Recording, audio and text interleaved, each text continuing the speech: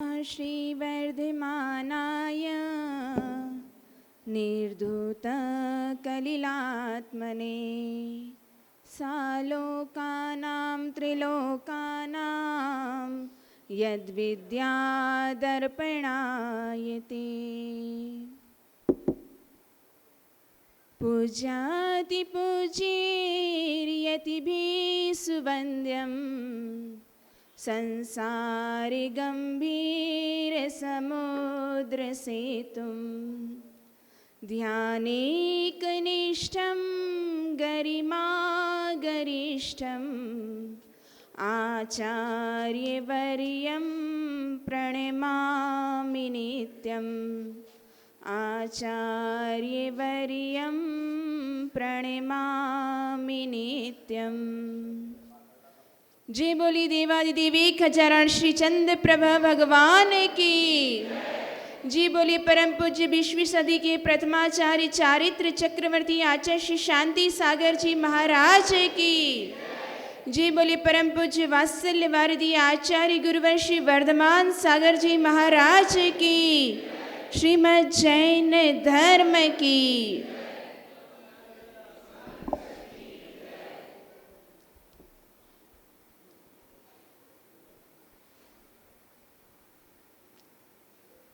शब्द मेरे पास है लेकिन बोलना गुरु ने सिखाया। हाथ मेरे पास है लेकिन लिखना गुरु ने सिखाया। पैर मेरे पास है लेकिन चलना गुरु ने सिखाया। और श्वास मेरे पास है लेकिन जीना गुरु ने सिखाया।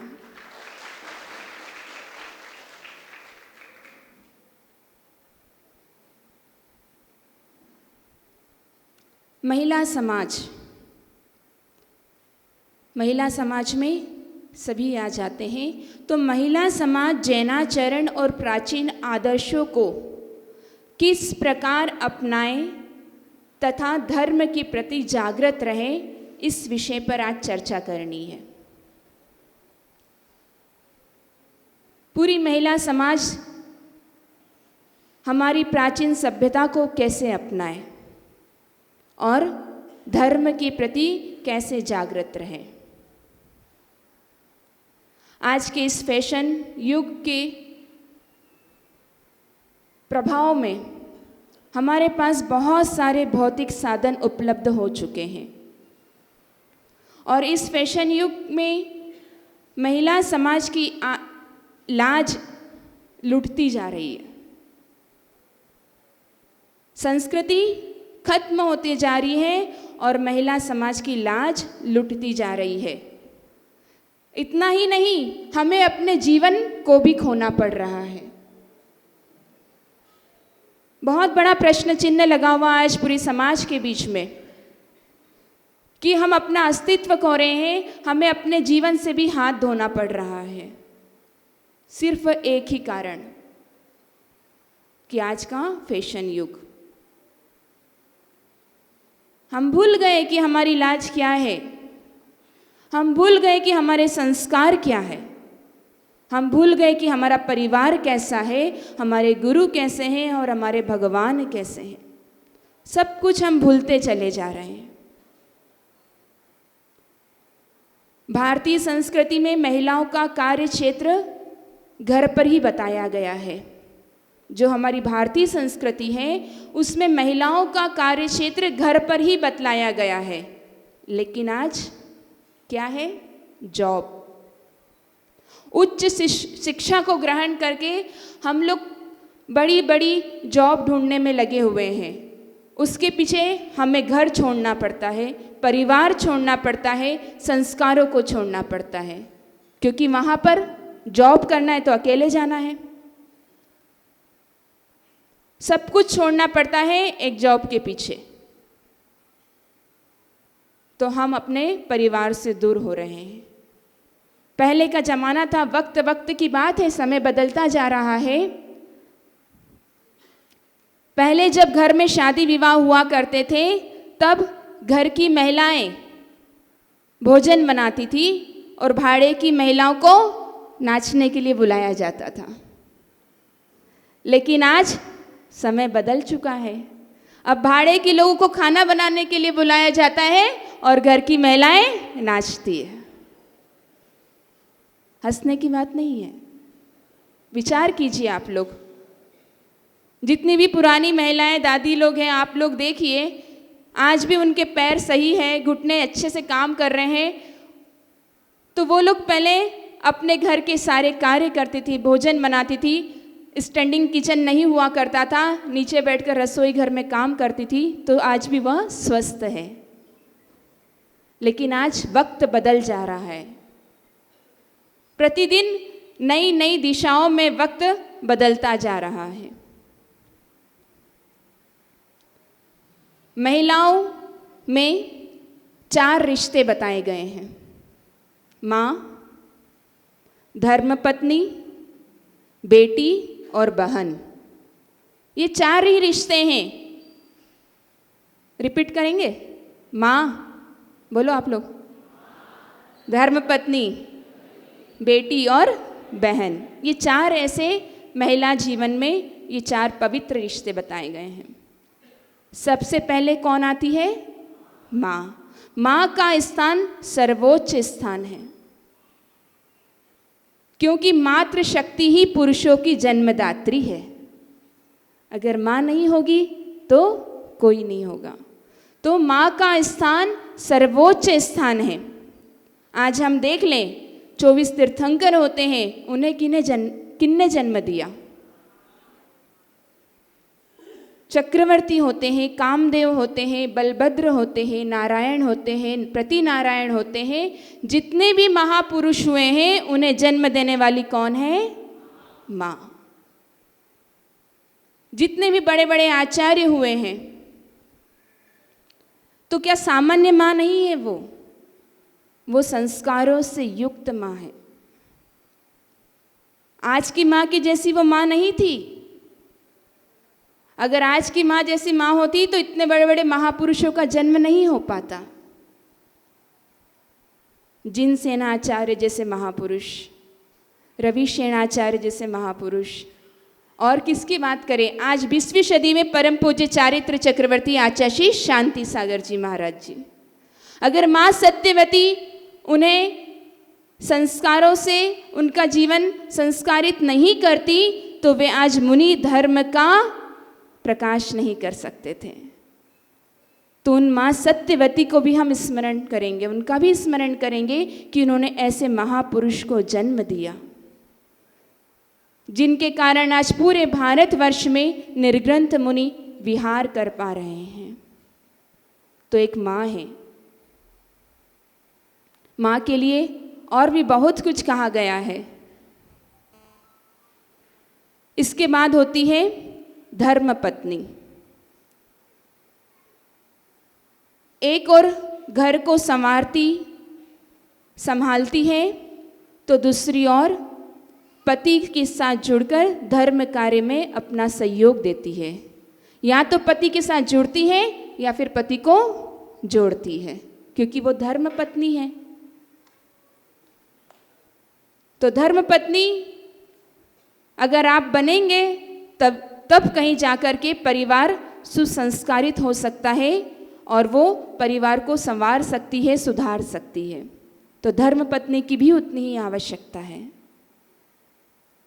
लेकिन आजकल तो प्रचलन बदल गया है ना, पत्नी की जगह नए इंग्लिश शब्दों का प्रयोग होने लगा है। वाइफ क्या करती है? नाइफ। चाकू को क्या बोलते हैं? बस। तो अगर आप अपने शब्दों को भूल जाएंगे तो उसका अर्थ का अनर्थ हो जाएगा। तो धर्म पत्नी की भी उतनी ही महत्ता है, उपयोगिता है। एक बार एक बहुत बड़े व्यक्ति थे। पाप कर्म के उदय के कारण वो बहुत बड़ी कंपनी चलाते थे, लेकिन किसी कारण से उन्होंने करोड़ों रुपयों का घाटा हो गया, लॉस हो गया। और उस के कारण वो इतने ज़्यादा डिप्रेशन में आ गए कि उन्होंने आत्महत्या कर ली। तब उनकी धर्म पत्नी, जो उन्हें नुकसान हुआ था, वो उस बाजार में आई, उस बिजनेस को संभाला उन्होंने, पूरा लॉस को उन्होंने खत्म किया और फिर उस बिजनेस को वापस से शुरू किया। तो शक्तिशाली है। आज सोचते कि महिलाएं शक्तिशाली नहीं, ऐसा नहीं है। महिलाओं के अंदर बहुत शक्ति है, उनके अंदर हिम्मत है, उनके अंदर ताकत है, लेकिन प्रयोग किस जगह पर करना है इसकी आवश्यकता है। आज जितनी भी यहाँ पर महिलाएं बैठी बहुत शक्तिशाली है, लेकिन आप आपकी ताकत का उपयोग कहाँ कर रहे हैं, किस जगह पे कर रहे हैं? लड़ने में, झगड़ने में, बच्चों को मारने में, या बच्चों को प्यार देने में, संभालने में, या फिर सिर्फ अपने पंचेंद्रिय की विषयों को भोगने में? सबसे कड़वी बात, आप अपनी ताकत का प्रयोग कर कहाँ रहे हैं? अब तीसरे नंबर पे कौन आता है? बहन और बेटी। प्राय करके कहा जाता है ये तो पराया धन है, लेकिन ऐसा एकांत नहीं है। जो बेटियां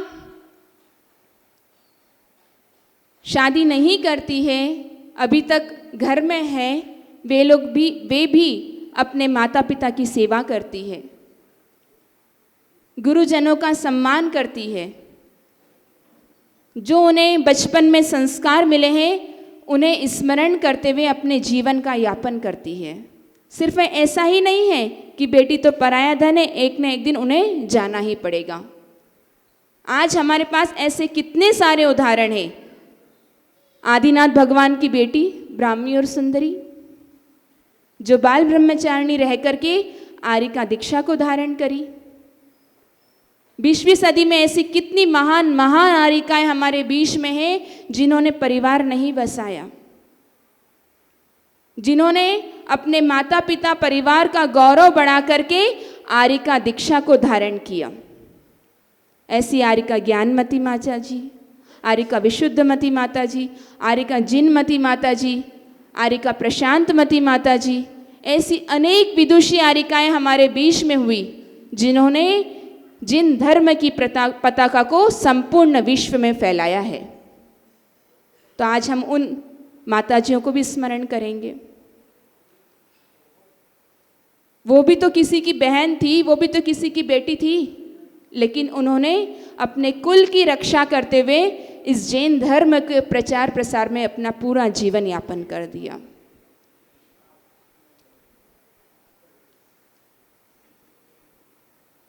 एक छोटा सा दृष्टांत। सूर्य का प्रकाश स्वयं संचालित है। क्या सूर्य के उदय होने में किसी की आवश्यकता होती है? बताइए। या जब वो डूबता है तो किसी की आवश्यकता होती है? उसका प्रकाश स्वयं संचालित है। वे अपने समय पर उदय होता है और अपने समय पर अस्त होता है। लेकिन दीपक का प्रकाश स्वयं संचालित नहीं है। दीपक स्वयं प्रकाश को संचालित नहीं करता है, उसके लिए किन्हीं किन्हीं वस्तुओं की आवश्यकता होती है। तो सबसे पहले दिया चाहिए, दिया के बाद बताओ आप लोग, बाती चाहिए, और घी चाहिए, और माचिस चाहिए, और बस ठीक है। लेकिन एक मुख्य चीज तो आप भूल गए। चलो दीपक प्रकाशित तो हो गया, दीपक जल गया, अब वो जलता रहेगा क्या? हाँ, कैसे उसे जलते रहने के लिए हमें क्या उपाय करना पड़ेगा कि वो दीपक सदा प्रज्वलित रहे? किससे बचाना पड़ेगा उसको? हवा से, पानी से, बाहरी हवा से। उस दीपक को जब तक हम नहीं बचा पाएंगे तब तक वह दीपक सुरक्षित नहीं जल सकता है। आप उसमें कितना सारा तेल डालते चले जाओ, लेकिन हवा चल रही है तो जलेगा क्या दीपक? ठीक उसी प्रकार हमारा भी जीवन है। हमारे जीवन को संस्कारित करने के विषय में वह स्वयं संस्कारित नहीं हो सकता, स्वयं संचालित नहीं हो सकता। उसके लिए आवश्यकता है सुंदर वातावरण। जब हम अपने जीवन को संस्कारित करना है, क्योंकि आज का विषय है कि बेटियों के अंदर किस प्रकार संस्कार आए, तो अगर हमारे जीवन को हमें संस्कारित करना है, सुरक्षित रखना है, तो सबसे पहले क्या चाहिए? सुंदर वातावरण। दूसरे नंबर पर सत्प्रेरणाएं। तीसरे नंबर पर सद्निमित्त। और चौथे नंबर पर सत आलंबन। हमें इन 4 विषयों पर सोचना है कि हमारा वातावरण कैसा है, हमें कैसे निमित्त मिल रहे हैं, हमें किसका आश्रय है, किसका अवलंबन है, और हमारे लिए कौन अच्छी प्रेरणाएं दे रहा है। ये 4 चीज़ें हैं। चलो, ये 4 चीज़ें आपके अंदर आ गई। अब क्या आपका जीवन अच्छे से संस्कारित होकर के चल सकता है? क्या किसी बाहरी वातावरण से हमें इसे बचाना नहीं पड़ेगा? तो आज आवश्यकता है कि हम गलत साहित्य से बचें। जब ये 4 चीज़ें आपके अंदर आ गई तो बचना भी तो पड़ेगा। जब आप डॉक्टर के पास जाते हो, वो दवाई लिख करके देता है, तो क्या बोलते हैं कि इस चीज़ का आपको परहेज करना पड़ेगा, तब दवाई असर करेगी। नहीं तो एक साइड तो आप बुखार की दवाई भी ले रहे हो और एक साइड खूब सारे रसगुल्ले भी खा रहे हो, तो वो दवाई असर करने वाली नहीं है। तो अगर हमें अपने जीवन को संस्कारित करना है, अच्छा बनाना है, तो उसके लिए हमें सबसे पहले गलत साहित्य से बचना पड़ेगा, गलत निमित्तों से बचना पड़ेगा और गलत स्थानों पे जाने से रुकना पड़ेगा। इन 3 चीज़ों को आपको हमेशा ध्यान रखना पड़ेगा, तब कहीं जाकर के आपको अच्छे निमित्त मिल पाएंगे। गलत साहित्य, गलत स्थान और गलत निमित्त। जिस प्रकार एक दीपक को हम बाहरी हवा के झोंके से बचा करके सुरक्षित जलाते हैं, उससे हमेशा प्रज्वलित करते रहते हैं, उसी प्रकार हमारे जीवन को भी हमेशा सुरक्षित रखने के लिए इन बाहरी हवा से आज बचना होगा। जो पाश्चात्य संस्कृति रूपी बहुत तेजी से हवा बढ़ रही है, उस हवा से बचना पड़ेगा, तो आपके अंदर सारी अच्छाइयाँ इकट्ठी हो जाएगी। कहा है, घर के बाहर दिमाग लेकर के जाए। जब घर से बाहर निकले तो दिमाग साथ में लेकर के जाएं। दुनिया एक बाजार है, लेकिन घर के अंदर सिर्फ दिल लेकर के आए, क्योंकि घर में एक परिवार है। दिमाग का प्रयोग हम धन को एकत्रित करने के लिए कर सकते हैं, लेकिन परिवार के साथ मिलजुल करके बैठने के लिए हमें अपना दिल चाहिए, वहाँ दिमाग नहीं लगाना है।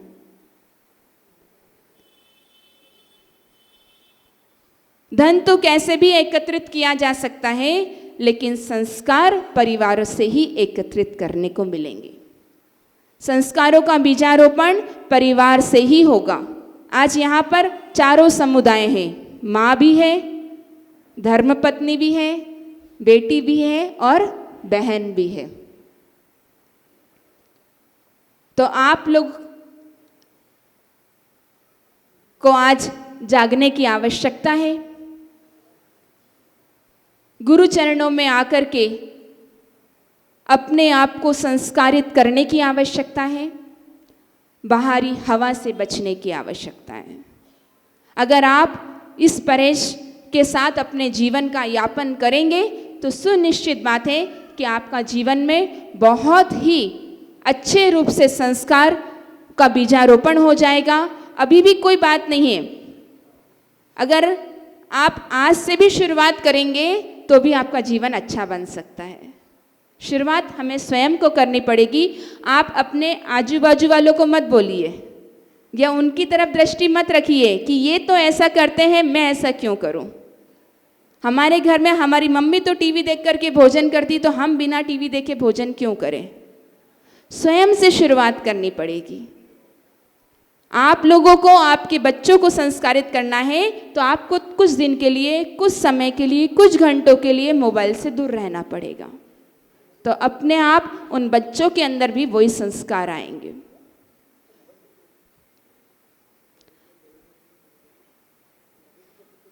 एक छोटा सा भजन है, आप सब लोग भी इसकी पंक्तियों पर ध्यान दें। हमें आचार्य श्री से जीवन के अच्छे निर्माण के बहुत सारे संस्कार की आज टिप्स मिलने वाली है, जो हम अपने साथ लेकर के जाएंगे और अपना जीवन अच्छा बनाएंगे। सबका भला अपना भला, जीने की है ये अद्भुत कला। सबका भला अपना भला, जीने की है ये अद्भुत कला। 2 दिन की ये जिंदगानी मिली, करना भला होगा भला। सबका भला अपना भला, जीने की है ये अद्भुत कला। जीवन बने दीपक की तरह, खुद जले जो सबको रोशन करे। इंसान नहीं है कहीं से भी वो, कमजोर का जो शोषण करे। पानी चला करने भला, फल भी फला करने भला। 2 दिन की ये जिंदगानी मिली, करना भला होगा भला। सबका भला अपना भला, जीने की है ये अद्भुत कला। अब इन पंक्तियों पर आप बहुत अच्छे से ध्यान देना। खुद के लिए तो पशु भी जिए, अपनों से लड़कर स्वयं ही मरे। खुद के लिए तो पशु भी जिए, अपनों से लड़कर स्वयं भी मरे। पर हम बड़े नेक इंसान हैं, फिर क्यों पशु सम सभी से लड़े। पर हम बड़े नेक इंसान हैं, फिर क्यों पशु सम सभी से लड़े। जो कुछ मिला वो मत भूला, जो ना मिला उसको भूला। 2 दिन की ये जिंदगानी मिली, करना भला होगा भला। सबका भला अपना भला, जीने की है ये अद्भुत कला। आप सभी लोग भी अपने जीवन में इस कला को अपनाएं। संसार में, पूरे विश्व में सबका भला हो और हमारा भी भला हो। इन्हीं मंगलमय भावनाओं के साथ जय बोलो परम पूज्य वात्सल्य वर्दी आचार्य गुरुवर श्री वर्धमान सागर जी महाराज की।